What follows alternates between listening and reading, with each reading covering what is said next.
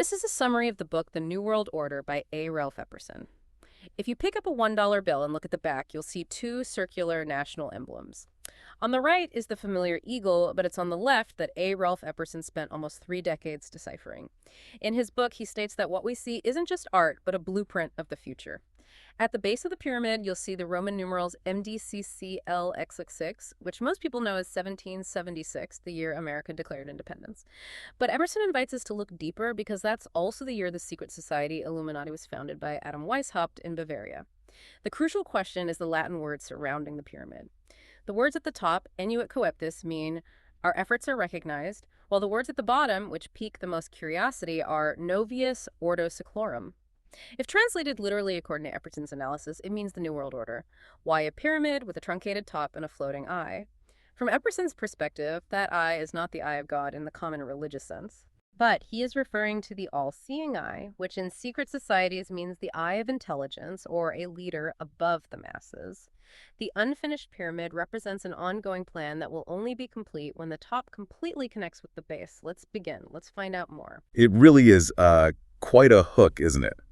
The idea that this thing we see and use every single day, something so common, could be hiding a message like that. It is. It makes you want to immediately pull a dollar out of your wallet and just stare at it. And, before we really dive in, because this is going to be a deep one, we should probably set the table. Yeah, that's a good idea. We need to be very clear about our approach here. We're looking at the book The New World Order by A. Ralph Epperson, which came out in 1990.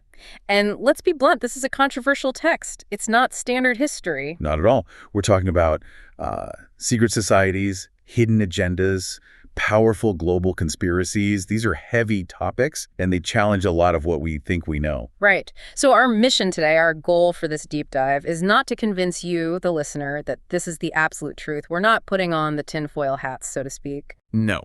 Our job is to be objective analysts. We're here to unpack the arguments that Epperson makes. We want to explore the evidence he presents, the sources he cites, and really understand the world through the lens he created over 27 years of research. Exactly. It's about understanding a specific worldview, and he frames it around this really interesting concept right at the start of the book. He talks about 2 different ways of looking at history. The accidental view versus the conspiratorial view. And that, for me, was the first big light bulb moment. It's the foundation for everything else he builds. Without understanding that distinction, none of the other pieces really fit together. You're absolutely right. It's the prism. Everything he talks about, the dollar bill, the Masons, all of it is refracted through that prism. If you don't get that part, you'll miss the entire point of the book. So before we get to the views, let's talk about the man himself, who was A. Ralph Epperson. He didn't just stumble into this. This was a long journey for him. A very long journey. No, he wasn't just some random guy. He was a graduate of the University of Arizona. But he had this feeling, this nagging sense that his official education was, in his own words, woefully lacking. I think a lot of people can relate to that. You get the degree, but you still feel like you don't really understand how the world works. Precisely. He knew the dates and the names, the stuff you memorize for the test, but he didn't feel he understood the why, the actual mechanics behind the great events of history. So what was the spark? What set him off on this path? It was a challenge from a friend, apparently, back in 1963. The friend basically told him, you're only reading the approved material, the stuff they want you to read. Try looking outside the box. And he took that challenge seriously. He took it as a life's mission. It kicked off 27 years of research. He started diving into what he calls esoteric societies, looking for alternative explanations for things like wars and economic collapses that the history books just couldn't seem to explain properly. 27 years. Right. That is dedication. And he says in the book he was looking for something specific, right? He was trying to find a single volume that connected all the dots for him. Yeah, he was searching for a grand, unified theory of this stuff. He wanted one book that would lay out the whole story, this secret destiny of America. He found books on banking, books on wars, books on secret societies, but nothing that put it all together. So he wrote it himself. He wrote it himself. And it all starts with those 2 views of history.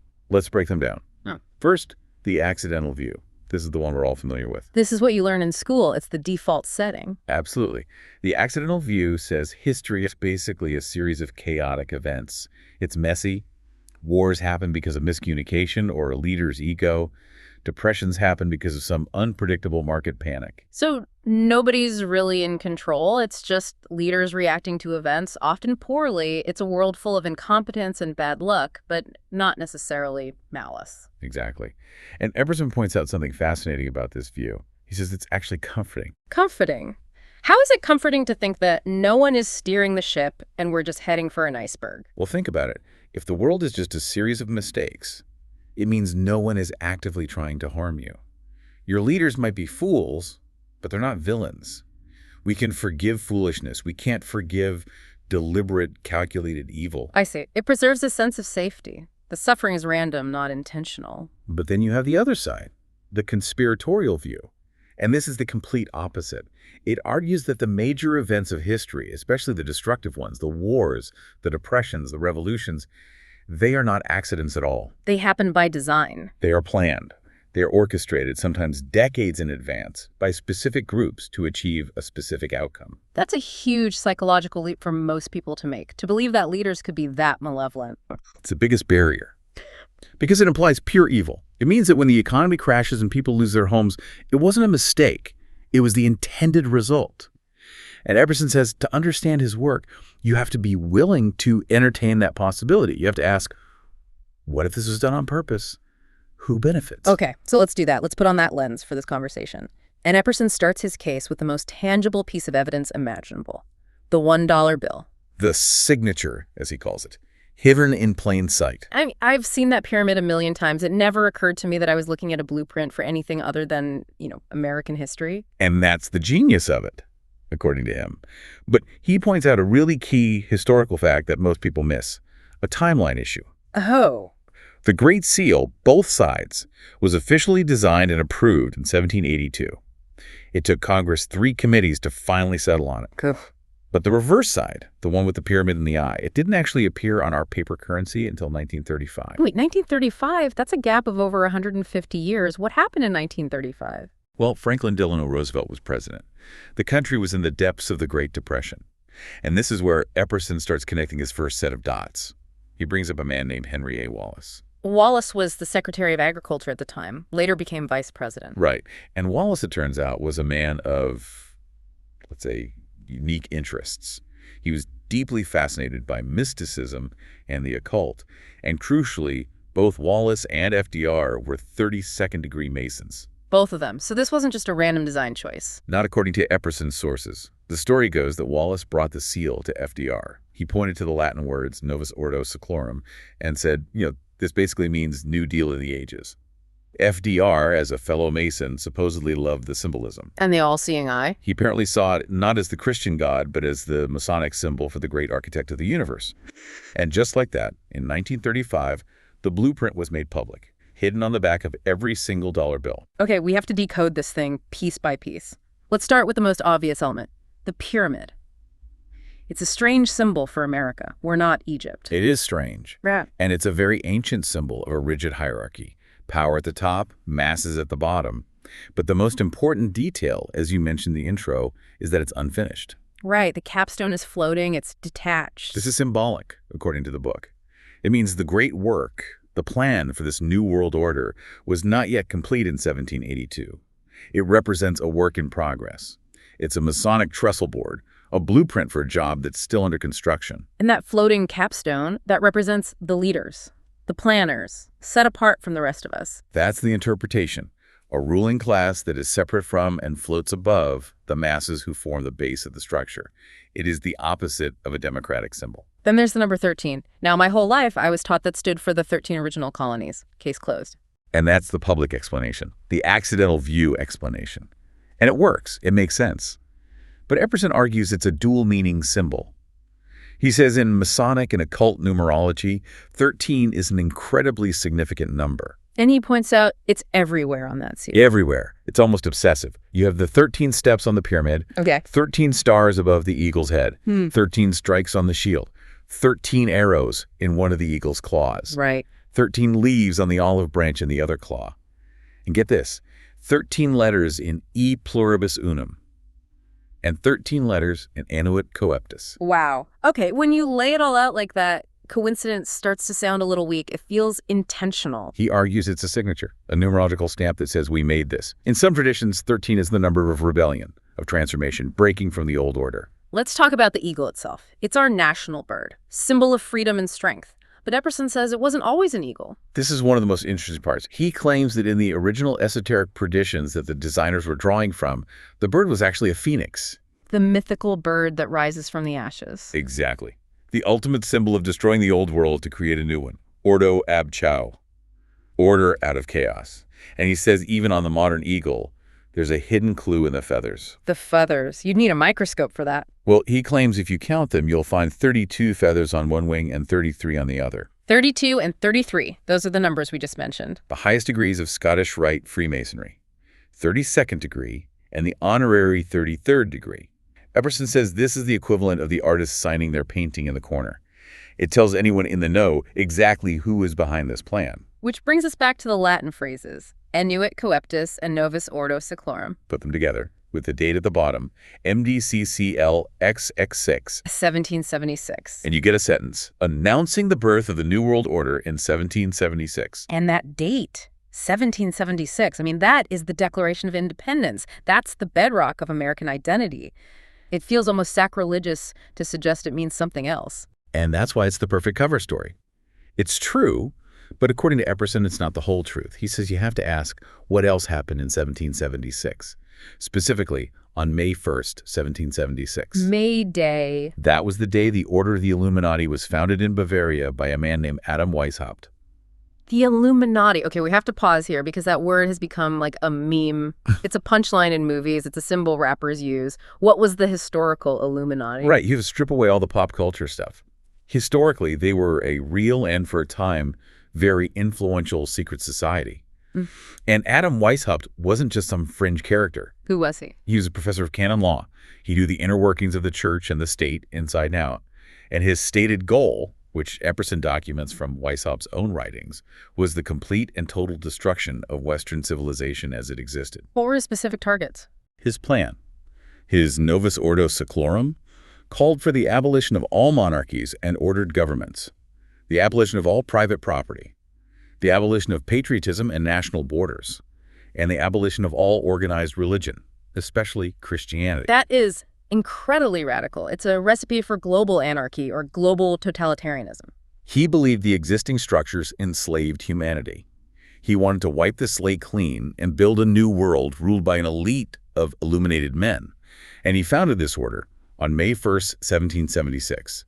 So Epperson's argument is that the date on the dollar bill is a monument to Weishaupt, not to Thomas Jefferson. But the history books say the Bavarian government found them out and shut them down just a few years later. They did.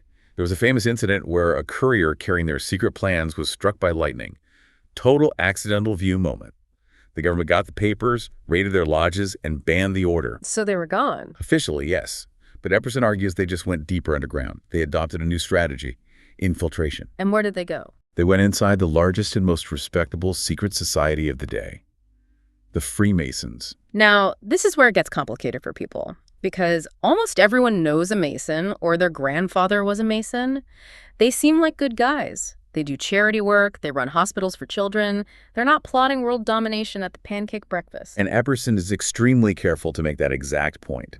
He says repeatedly that he's not attacking the average Mason. He believes the vast majority of them are good, patriotic, charitable men who have no idea about any of this. So how can both things be true? How can it be both a civic club and a vehicle for a global conspiracy? It's the structure. Epperson quotes the most revered Masonic writers themselves, men like Albert Pike and Manly P. Hall. They describe Masonry as a fraternity within a fraternity. A shell game. A Russian nesting doll. Perfect analogy. You have the outer visible society, that's the local lodge, the Shriners, the community work. That's what 95% of Masons ever see or experience. But inside that, there is a secret, invisible society. The inner core. And they hold the real secrets and the real agenda. Epperson points to the writings of Albert Pike, who was arguably the most powerful Mason in American history.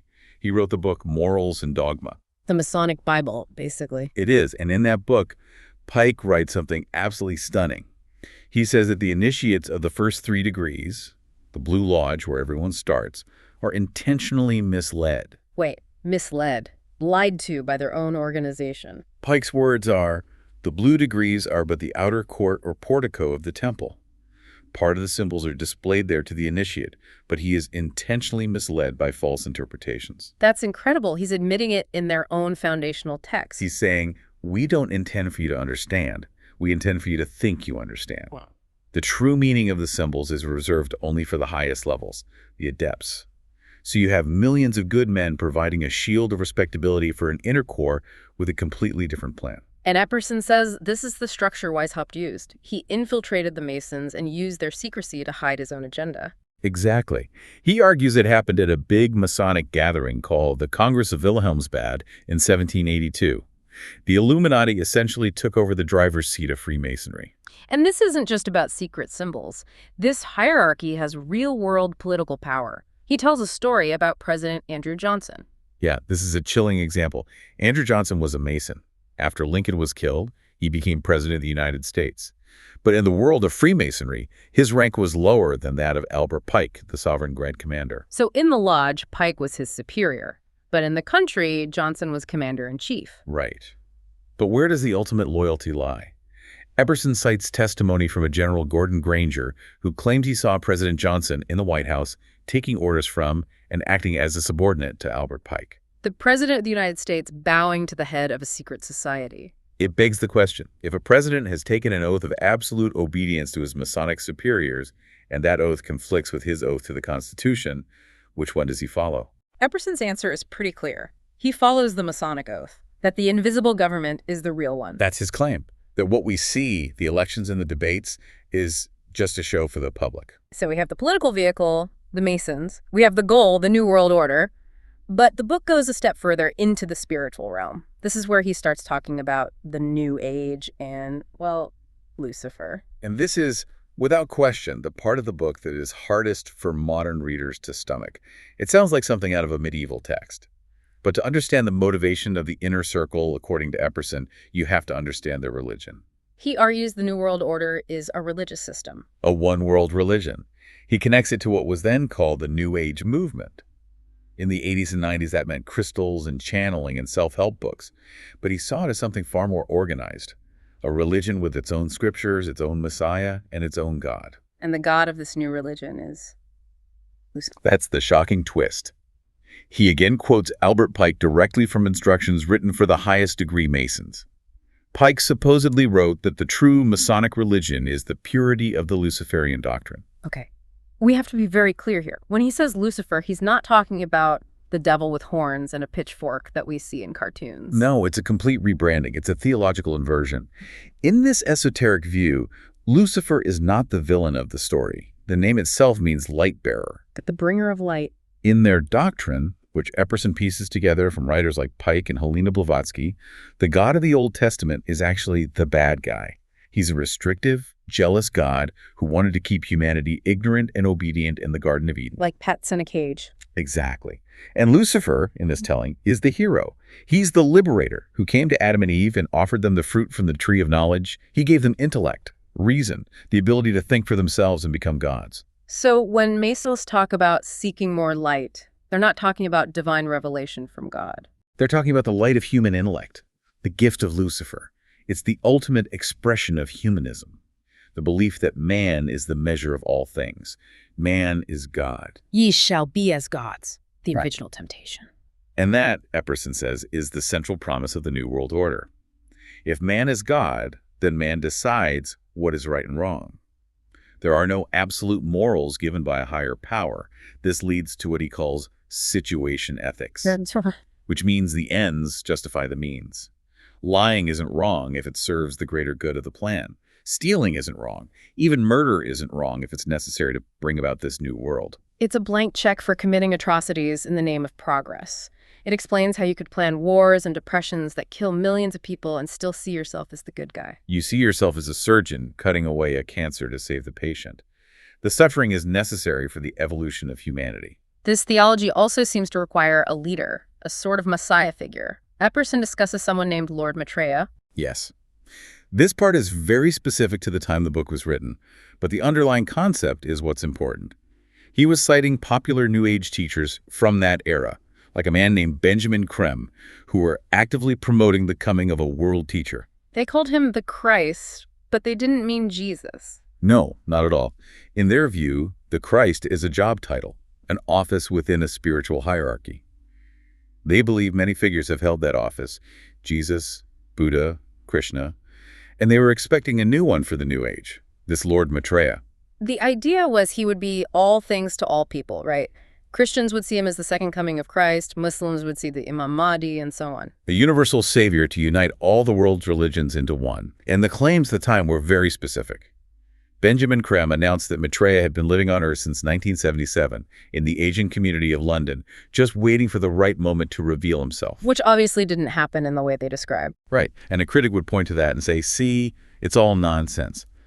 But from the conspiratorial view, you'd argue that the plan is the important thing. The blueprint for a messianic world leader is there. The specific candidate might change, but the infrastructure is being built. And what would this world leader's government look like?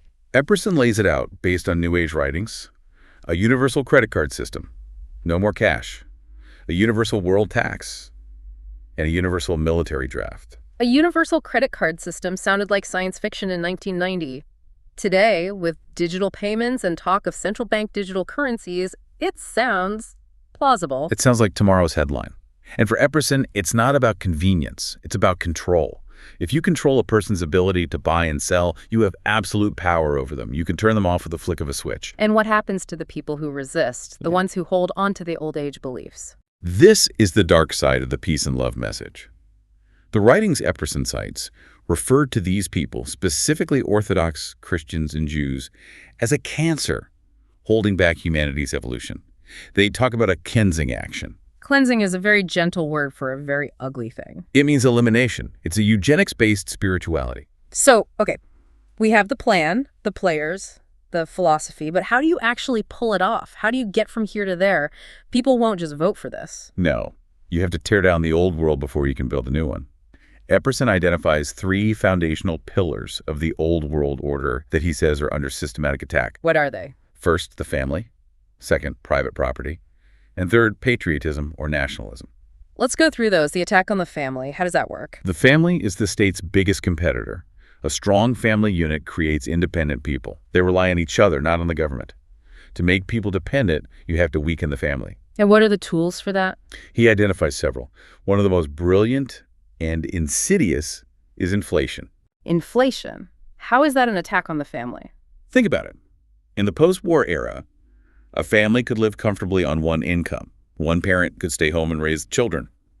But after decades of intentional currency devaluation by the Federal Reserve, what's the reality now? It takes 2, sometimes 3 incomes just to stay afloat. Right. Inflation forces both parents into the workforce out of sheer economic necessity. So who raises the kids? The school system, daycare, the state. The state becomes the primary caregiver and the primary source of values for the next generation. He also points to things like the redefinition of child abuse laws to undermine parental authority and the funding of radical feminism to create division between men and women. The goal is to atomize society, to have a collection of disconnected individuals all dependent on the government. Okay, that's the family. What about the second pillar, private property? This goes all the way back to Rousseau and Weishaupt. The idea that private property is the root of all inequality. If you own your own land, your own home, you have a measure of sovereignty. You can't be easily controlled. So the goal is to abolish it. Not overnight. That would cause a revolution. The method is gradual erosion through things like property taxes. Do you really own your home if you have to pay the government rent on it every year for the rest of your life? Or they'll take it from you? That's a very good point. You're a perpetual tenant on your own land. Then there's the New Age angle. It promotes the idea that materialism is selfish, that resources must be shared globally. This justifies massive wealth redistribution from prosperous, independent nations to others, weakening the strong nations and creating a level playing field for global governance. And that leads directly to the third pillar, patriotism. You can't have a one-world government if people love their own countries. You can't. Nationalism is the ultimate enemy of globalism. So patriotism is rebranded as something negative. It's called jingoism or organized egotism. They promote concepts like interdependence. That sounds so positive, though. We're all in this together. Of course it does. The language is always positive. But interdependence really means the surrender of sovereignty. An interdependent nation can't make its own decisions anymore. It's subject to the will of the global body. The goal is to dissolve the borders until there's no more us and them, only a global we managed by a single authority. So you weaken the family, erode property rights, and dissolve national pride. You create a population of dependent, rootless people. But even then, they might resist. How do you get them to accept the final solution? You scare them into it. This is the master strategy, the motto of the 33rd degree of Scottish Rite Freemasonry. Ordo Weishaupt. Order out of chaos. The strategy is terrifyingly simple. You secretly create or exacerbate a massive crisis. The chaos, it could be a war, a pandemic, a financial collapse, a climate disaster. The public is terrified. They panic. They cry out for the government to do something, anything, to save them. And then you step in with the solution you wanted to implement all along. The order. Precisely. Epperson argues World War I was managed to create the chaos necessary to propose the League of Nations, the first attempts at world government. It failed. So they orchestrated the chaos of World War II to successfully install the United Nations. And economic crises. The Great Depression created the crisis needed for FDR's New Deal, which massively expanded the power of the federal government. The 2008 financial crisis led to bank bailouts and more centralization of power in the financial system. Every crisis is an opportunity. He also mentions a darker form of chaos management. Population control. Yes. He brings up things like the Georgia Guidestones, that mysterious granite monument. The very first guideline carved into it is maintain humanity under 500 million in perpetual balance with nature. 500 million. We're at 8 billion now. That's a staggering reduction. It implies that over 90% of the world's population is surplus to requirements. From the conspiratorial view, things like manufactured famines or engineered plagues aren't just tragedies. They're potential tools for culling the herd. And Epperson saw signals of this agenda even in the coded language of presidents. He focuses a lot on George H.W. Bush. Bush Sr. was the one who really brought the phrase New World Order into the mainstream. He used it constantly in speeches around the time of the first Gulf War. He also used that other phrase, 1,000 points of light. I always thought that just meant, encouraging volunteerism. That was the public meaning. But through Epperson's Masonic decoder ring, light is a key word. The illuminated ones are the bearers of the light of Luciferian intellect. So 1,000 points of light could be a coded message to the initiates, the network of volunteers working to bring about the new order. He even saw it in Ronald Reagan's speeches. He points to Reagan talking about a sunlit new day and the coming new age. Yeah. For Epperson, sun symbolism is always a reference back to the solar deities of ancient paganism, which he connects to this Luciferian doctrine. And there was that strange plan for the year 2000. For Bush to be at the Great Pyramid in Egypt. Yeah, as part of something called the Millennium Society. For these groups who are obsessed with symbolism, the year 2000 was this huge, momentous date, a symbolic gateway. Epperson believed they wanted the main structure of their new order to be in place by then. Which brings us to the end of his argument. Obviously, the year 2000 came and went, and the world didn't visibly transform overnight. How does the theory account for that? Well, a critic would say it proves him wrong. But someone who holds the conspiratorial view would argue that the agenda just adapted. The timeline was flexible. They might say that the chaos of 9/11, which happened right after that millennial date, was the next major catalyst. It led to the Patriot Act, the surveillance state, wars in the Middle East, all things that dramatically increased centralized power and reduced individual liberty, fitting the pattern perfectly. So how does Epperson sum up the ultimate danger? What is the end goal? He puts it very starkly.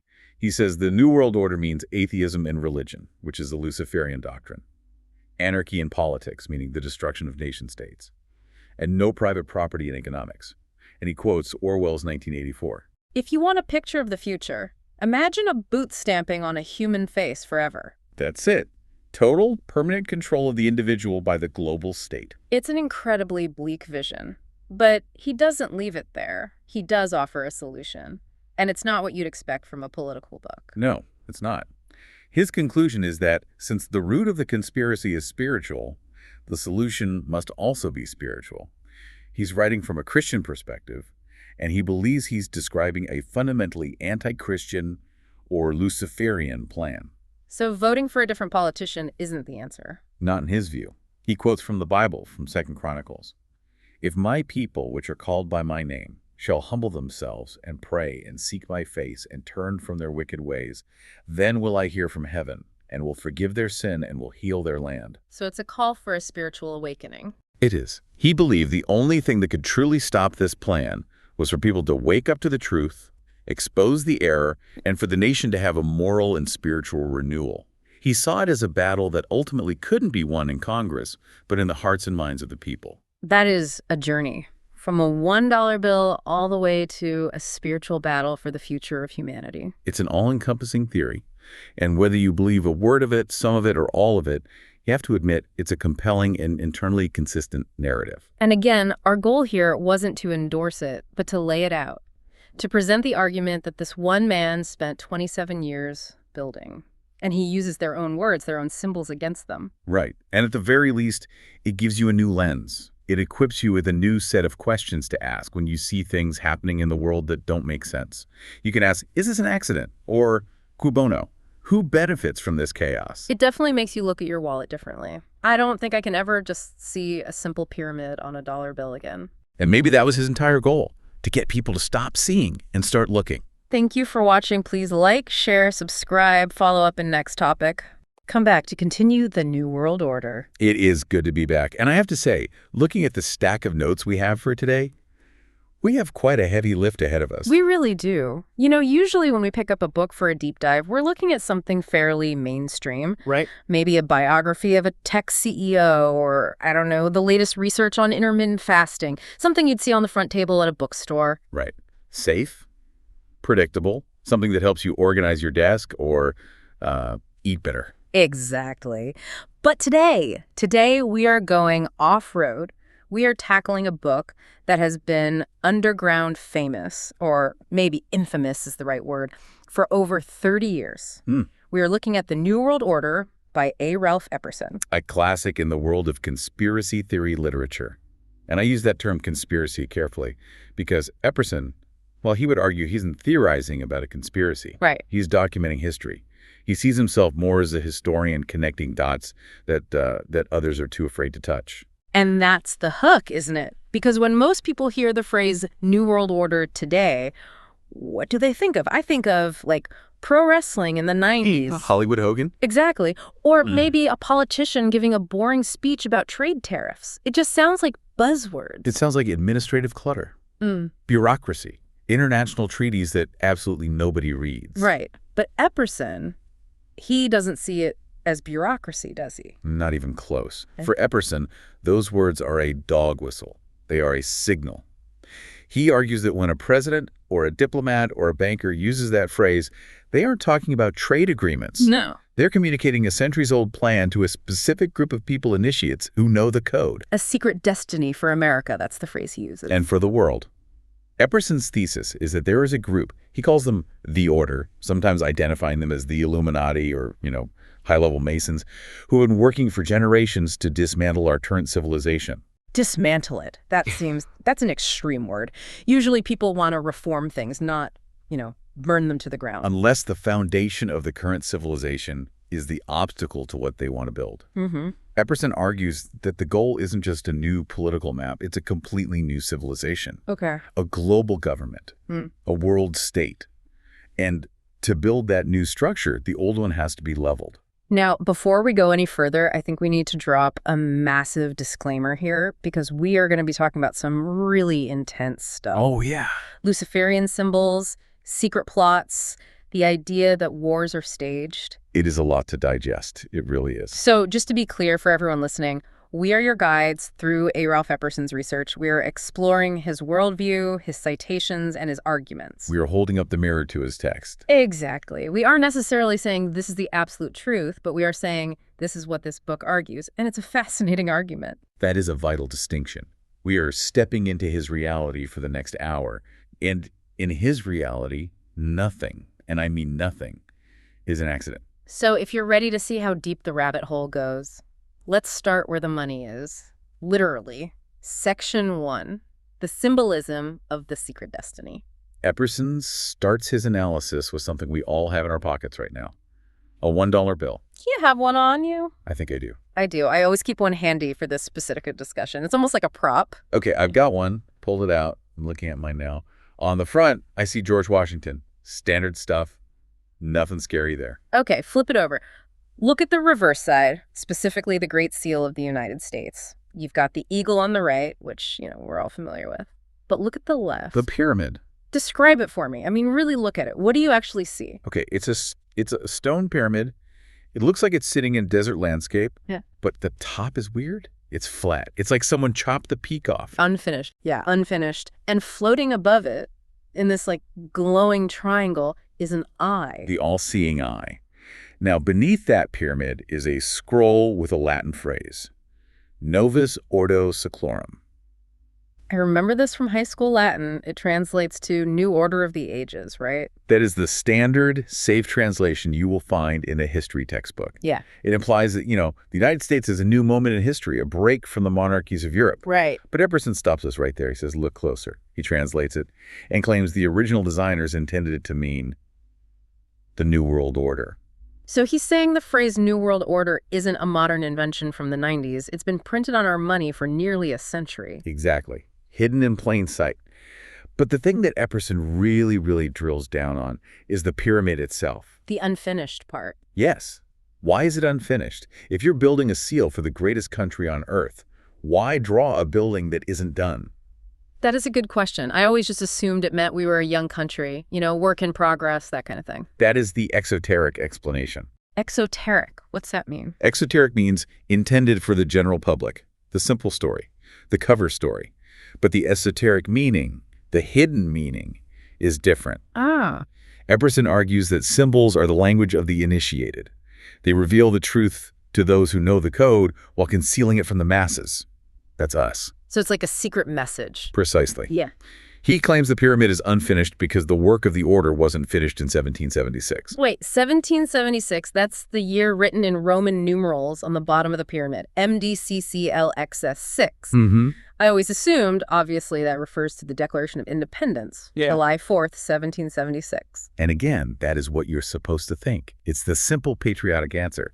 But Epperson points out a coincidence that he believes is not a coincidence at all. Okay, what is it? May 1st, 1776 was the founding date of the Bavarian Illuminati by a man named Adam Weishaupt. The Illuminati, the ultimate boogeyman of conspiracy theories. The original. Precisely. Hmm. Weishaupt formed this group in Europe with the explicit goal of overthrowing all civil governments and all religious institutions. So Epperson's argument is that the date 1776 on the dollar bill isn't just celebrating America. No.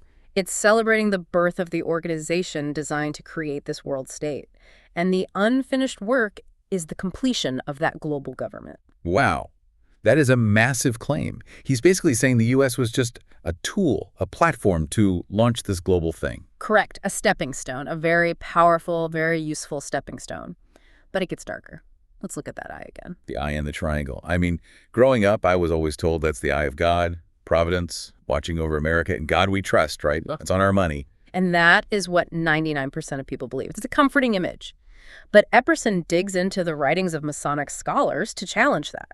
He cites men like Albert Pike and Manly P. Hall. Who are they? Are these reliable sources? Well, they're not random bloggers. Albert Pike was the sovereign grand commander of the Scottish Rite of Freemasonry in the late 1800s. He wrote a book called Morals and Dogma, which is basically the Bible of Southern Freemasonry. And Manly P. Hall was another 33rd degree Mason and a prolific author on the occult. These are insiders. So these are the heavy hitters, the guys who wrote the manual. Exactly. And Epperson argues that in the Masonic tradition, specifically at the highest, most secret levels, the all-seeing eye does not represent the God of the Bible. Who does it represent then? Osiris, the Egyptian sun god. But it goes deeper. Epperson connects the light and the sun symbols in these Masonic texts to the light bearer. Light bearer, Lucian Fair, that's the level. Lucifer. Yes. Okay, hold on. We have to pause here. Because saying the dollar bill has a symbol of Lucifer on it, I mean, that sounds insane to the average person listening right now. He does. Is he saying the founding fathers were devil worshippers? It's more nuanced than that. Epperson argues they were deists and Masons who believed in the great architect of the universe. He quotes Pike, who wrote that Lucifer is the bearer of light, the spirit of intellect, of reason. So not a villain. Not in their view. In this worldview, the adversary isn't a red guy with a pitchfork. He's the force of human enlightenment, the force that liberated man from the, quote, tyranny of the biblical God. So it's a complete reversal of the story. Precisely. In their view, the old order is the Judeo-Christian world where God is king. The new order, The Novus Ordo is a world where man is king, guided by the light of reason. Okay. That is what the eye represents, the intellect of man ascending to godhood, the capstone on the pyramid. So when I look at that bill, I see a protective God, but an initiate looks at it and sees a promise. We are going to replace God with man. That is Epperson's thesis in a nutshell. And this isn't just about symbols on paper. This philosophy, he argues, drives the political agenda.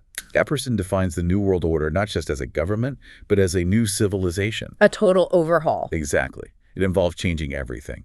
The family, the workplace, religion, and of course the government. Which brings us to the mechanics of how you actually do that, because you can't just snap your fingers and change an entire civilization. No, you can't. You have to destroy the old one first. Right. And this leads us to section 2 of our discussion, the 3 pillars that must be destroyed. Okay, so what are they? Epperson identifies the old order as being built on a Judeo-Christian foundation. And he says this foundation supports 3 specific pillars: the family, private property, and patriotism. All right, let's break these down, because this is where the theory hits the pavement of our daily lives. Pillar 1, the family. Now, this is a sensitive one. Why would a global political movement care about my family? Why do they care if I have Sunday dinner with my parents? Loyalty. That is the operative word. Epperson argues that the family is a competing structure of authority. Competing with whom? With the state. Think about it. If you lose your job, who do you turn to? Your family. If you get sick, who takes care of you? Your family. If you need moral guidance, who gives it? Your parents. The family is a self-sufficient support network. Right. It's a safety net. Exactly. Yeah. And because you have that safety net, you are independent. You don't need the state for everything.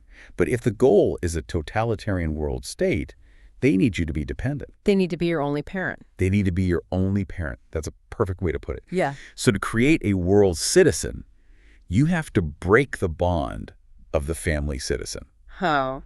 What methods does he point to for this? He talks about several things. First, the economic pressure that forces both parents into the workplace. Now, wait a minute. Most people see women entering the workforce as a victory for women's rights, as, liberation. And Epperson acknowledges that public perception, of course.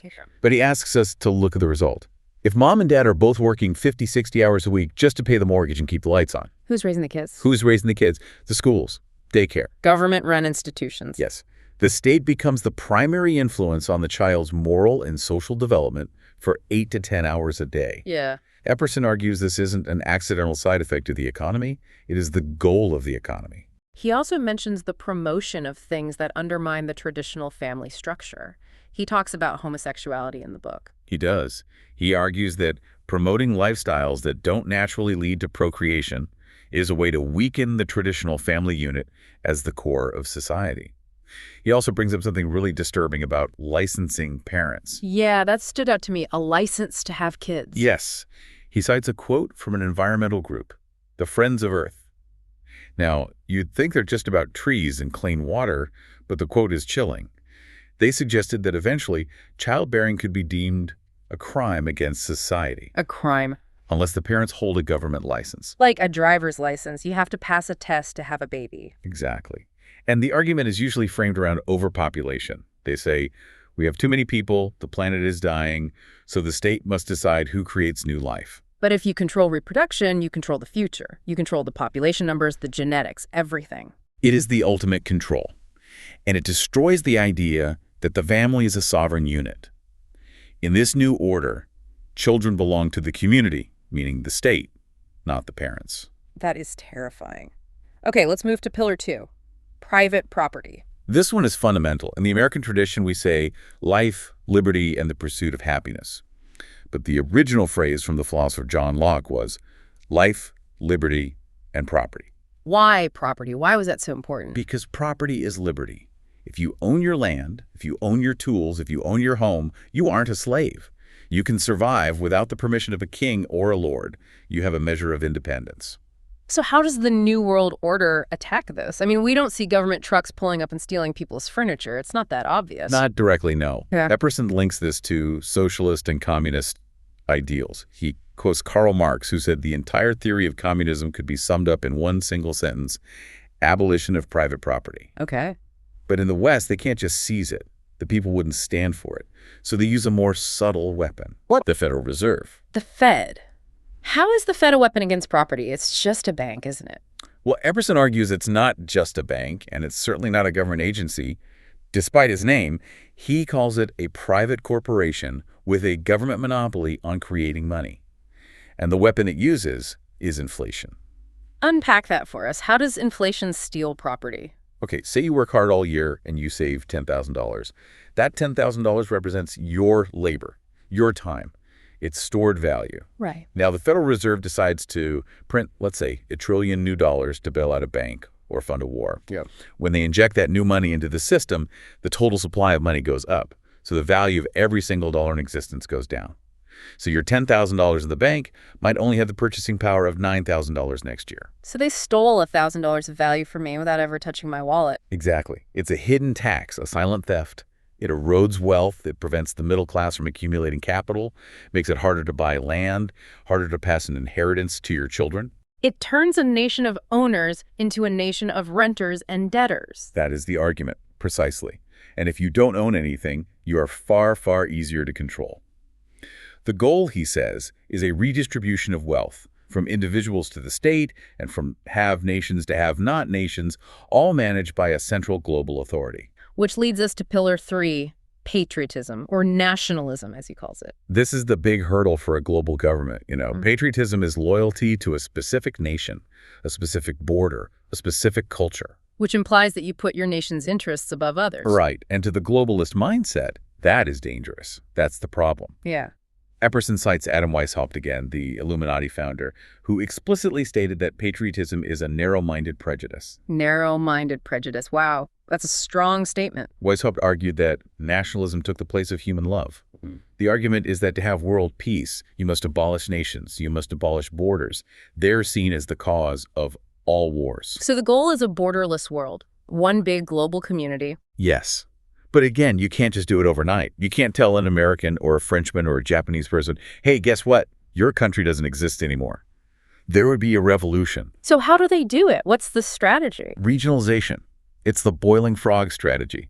You don't boil the frog by throwing it in hot water. You put it in cool water and slowly turn up the heat. So you don't erase borders, you just make them irrelevant. Exactly.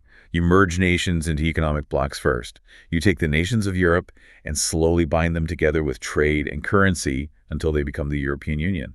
You take North America and create agreements like NAFTA that erode the economic borders between the U.S., Canada, and Mexico. And Epperson points to a specific document, right? The Declaration of Interdependence. Yes. I couldn't believe this when I first read it. In 1976, there was an actual document called the Declaration of Interdependence, signed by over 100 members of the Senate and the House. Nope. Yes. It was a symbolic move, of course, but the language was crystal clear. We need to move away from the old idea of independence and toward a new era of global interdependence. It's amazing how out in the open some of this is. That's Epperson's whole point. It's hidden in plain sight. But here's the problem I see. People love their families. People love their homes. People love their country. You can't just ask them to give these things up. They will fight you. You are absolutely right. You cannot ask them. You have to make them demand the change. What do you mean?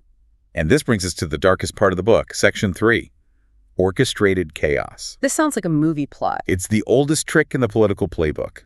The Masonic motto is Ordo Eb Chao. Order out of chaos. The strategy is dialectics.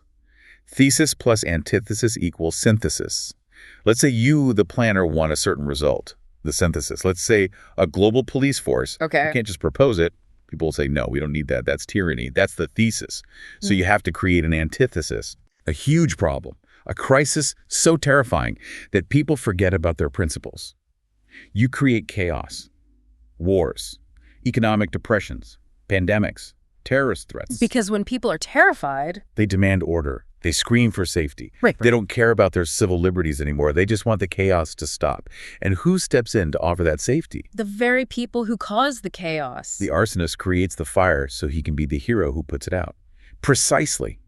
Epperson applies this theory to war. He claims wars are not accidents. They are not the result of failed diplomacy. They are planned events to consolidate power. Can we look at an example he uses? Look at World War I, a horrific, chaotic event that shattered Europe. What was the proposed solution that came out of it, the one that was supposed to ensure it never happened again? The League of Nations. The first real attempt at a world government. But it failed. The U.S. Senate refused to join. The people weren't ready for it. The order, as he'd say, had to go back to the drawing board. So what happened a few decades later? World War II. Even bigger. Even scarier. Nuclear weapons are introduced. The ultimate terror. And out of the ashes of World War II, what rose up? The United Nations. And this time the U.S. joined. In fact, we hosted it. Exactly. Epperson argues that the United Nations didn't just happen to rise from the ashes. The war was fought to create the ashes so the UN could rise. The chaos was the necessary precursor to their new order. And he applies this to economics too, right? The panic, as he calls it. Absolutely. The Great Depression. Those historians will tell you it was a complex mix of market forces, bad policy, a stock bubble. Right. Epperson says, follow the money. He argues that the Federal Reserve has the power to expand and contract the money supply at will. Like a faucet. Exactly like a faucet. Yeah. In the 1920s, the Roaring '20s, they turned the faucet on full blast, easy credit, everyone was borrowing. The stock market soared to insane heights. And then? Then, in 1929, they turned the faucet off, tightened the money supply. The money just dried up? Completely. Loans were called in, no one had cash, the market crashed. And in that crash, the little guy, the small business owner, the farmer, they lose everything. They lose their business, their farm, their home. And the big guys, the centralizers, the international bankers who were in on the plan and had moved their assets out of the market, they stepped in and bought up American industry for pennies on the dollar. It was a massive seizure of wealth. A consolidation of financial control into fewer and fewer hands. It was an attack on the pillar of private property on a national scale. It's terrifying to think of history that way, not as a series of random events and mistakes, but as a script. It changes how you interpret the news, doesn't it? When you see a crisis unfold, you stop asking, how did this happen? And you start asking, cui bono, who benefits from this chaos? So if the chaos works and they get their way, what does the end game look like? What is this world they want to build? Section 4. A one-world government and the end of sovereignty. The structure is, well, it's a world where national boundaries are obsolete. They're just lines on an old map. Epperson cites various political figures, David Rockefeller, Henry Kissinger, who have openly called for a new world order in their writings and speeches. And for this to work, documents like the U.S. Constitution have to go, right? They are the #1 obstacle. The Constitution and the Declaration of Independence. Why them specifically? Because they enshrine national sovereignty, and more importantly, they protect individual rights. The Declaration says your rights come from God, not from government. And the Constitution limits the government's power. Severely. It's a chain on government. If you want a total, all-powerful world state, you cannot have a document that says the government is limited and the individual is sovereign. So those documents must be eroded, ignored, or reinterpreted until they mean nothing. But Epperson says this isn't just a political government. He says it's spiritual, it's religious. This is a crucial point that is often missed in these discussions. Epperson argues that the New World Order is fundamentally a theocracy. A theocracy of what? You said their goal is to destroy Christianity. Their goal is to destroy Orthodox Christianity and Orthodox Judaism. The New Order requires a new religion. He connects this directly to the New Age movement. The New Age, you mean like crystals and meditation and positive thinking? It sounds harmless, very Californian. But Epperson analyzes the core philosophy. What does the New Age movement teach?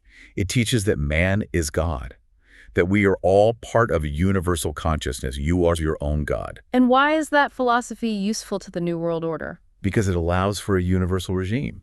If all religions are just different paths to the same light, then you can blend them all into one generic, state-approved spirituality. Epperson discusses the preparation for a world teacher. A Maitreya. Yes, a messianic figure who will come and unite humanity under one spiritual banner, a figure who will be acceptable to Christians, Muslims, Buddhists, everyone. And Orthodox Christianity and Judaism are the enemies of this because they are separatist. They make exclusive claims. Jesus says, I am the way, the truth, and the life. No one comes to the Father except through me. You can't blend that. You can't blend that. That exclusivity is incompatible with a unified world religion. It's the ultimate intolerance of their version of tolerance. You must accept everything, which means you can stand for nothing in particular. That is a profound insight. The idea that to build a global political state, you first need a global spirituality to glue it all together. Exactly. The political order follows the spiritual order. Now, this book was written, back in 1989, 1990, but Epperson points to specific presidents who he claims were actively signaling this plan. Section 5, signals from the presidents. This is fascinating. He focuses heavily on the timeline leading up to the year 2000.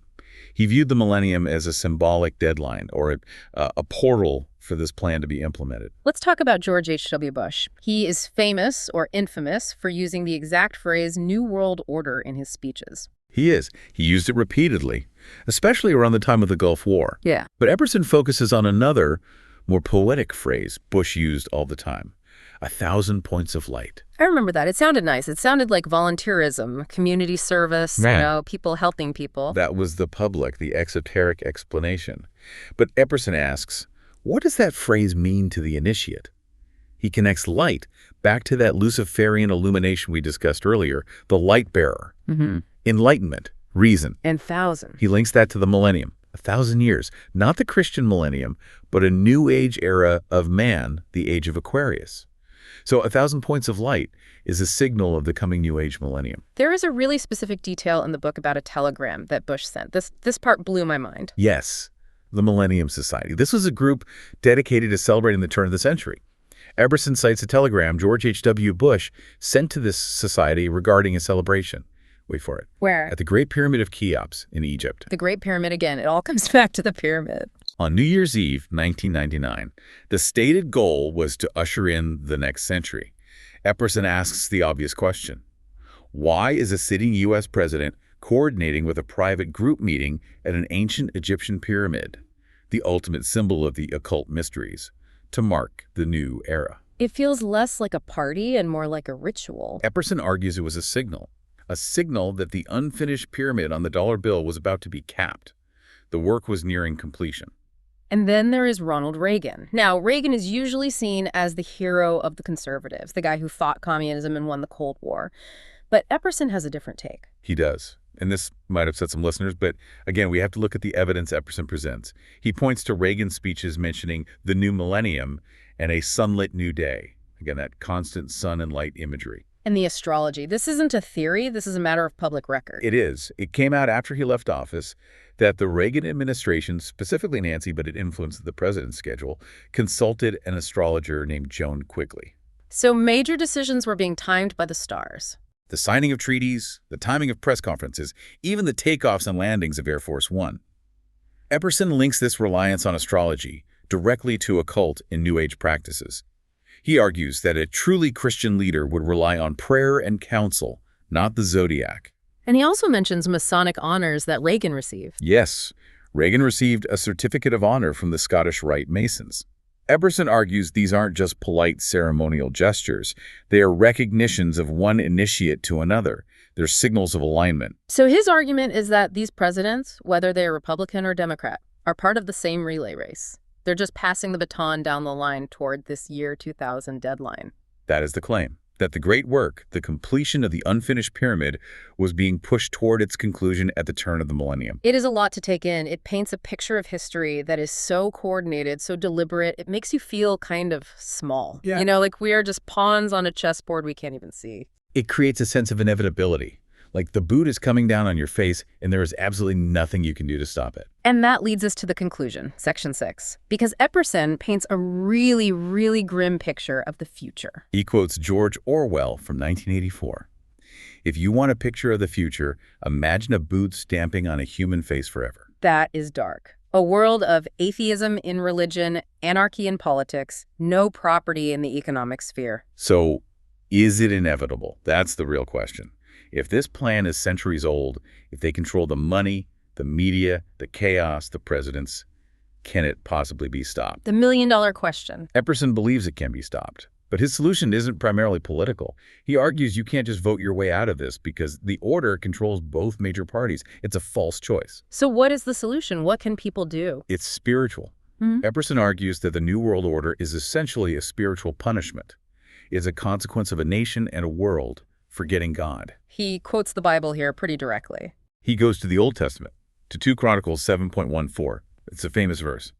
If my people, which are called by my name, shall humble themselves and pray and seek my face and turn from their wicked ways. Then will I hear from heaven, and will forgive their sin, and will heal their land.